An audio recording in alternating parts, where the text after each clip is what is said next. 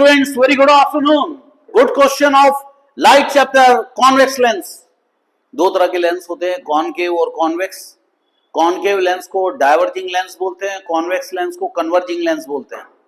कोई भी लेंस कितना वो कन्वर्ज कर सकता है, कितना लाइट को दबा सकता है, वो उसकी फोकल लेंथ पे डिपेंड करता है। जितनी छोटी फोकल लेंथ होगी उतना ज्यादा उसका पावर रहेगा, because power is inversely proportional to focal length. ज्यादा पावर है, लाइट को ज्यादा कन्वर्ज कर सकता है वो। तो किसी भी लेंस में रिफ्रैक्टिव इंडेक्स होता है। जब इस लेंस को अपन पानी में डाल देते हैं तो उसकी फोकल लेंथ बढ़ जाती है, क्योंकि फोकल लेंथ जो होती है वो उसके रिफ्रैक्टिव इंडेक्स पे डिपेंड करती है।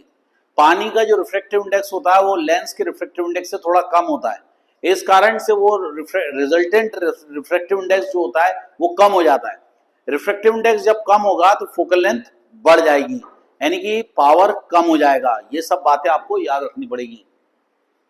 एक क्वेश्चन है, convex lens has a focal length 12 centimetre and at an object at 20 centimetre, यानी कि ऑब्जेक्ट को 20 सेंटीमीटर पर रख दिया गया है। अगर ये एक ऑब्जेक्ट है जिसको 20 सेंटीमीटर पर रखा है और ये फोकल लेंथ है 12 सेंटीमीटर पे, तो आपको पूछा गया है कि एक स्क्रीन रख दी है। अगर स्क्रीन इमेज के जगह पे नहीं रखी रहेगी तो आपको ब्लर इमेज मिलेगी।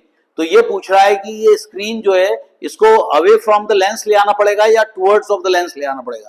पहली बात तो बच्चे को ये मालूम होना चाहिए कि स्क्रीन इधर नहीं है, स्क्रीन इधर है, क्योंकि अगर फोकल लेंथ के अंदर रख दोगे ऑब्जेक्ट तो यहाँ पर इमेज बनती है। फोकल लेंथ के पीछे रखते हैं तो इमेज यहीं पे बनती है, समझ गए। और ये यहाँ पर ऑब्जेक्ट को दूर रखा हुआ है, समझ गए।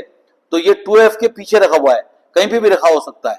तो यहाँ से जब इमेज बनेगी ये रियल इमेज बनेगी और इन्वर्टेड बनेगी और छोटी बन सकती है। तो ये एक रे सीधी जाती है जो फोकस से होकर निकल जाती है, दूसरे ऑप्टिकल सेंटर से जाती है। जहां पे इंटरसेक्शन होता है वहीं पे इमेज क्लियर दिखाई देती है।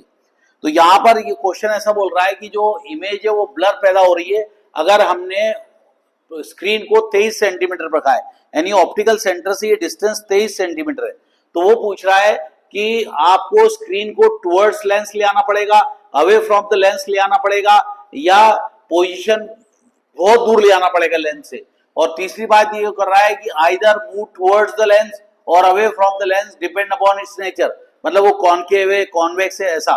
तो ये दो ऑप्शन तो बिल्कुल गधे जैसे हैं, ये दो ऑप्शन तो चुनना ही नहीं, इन दोनों में से एक ऑप्शन चुनना पड़ेगा। 1/f equal to 1/u minus 1/v minus 1/u हमारा फॉर्मूला है। ये फॉर्मूला कहलाता है thin lens formula. Thin lens फॉर्मूले में यहाँ माइनस आता है और लेंस मेकर फॉर्मूले यहाँ प्लस आता है।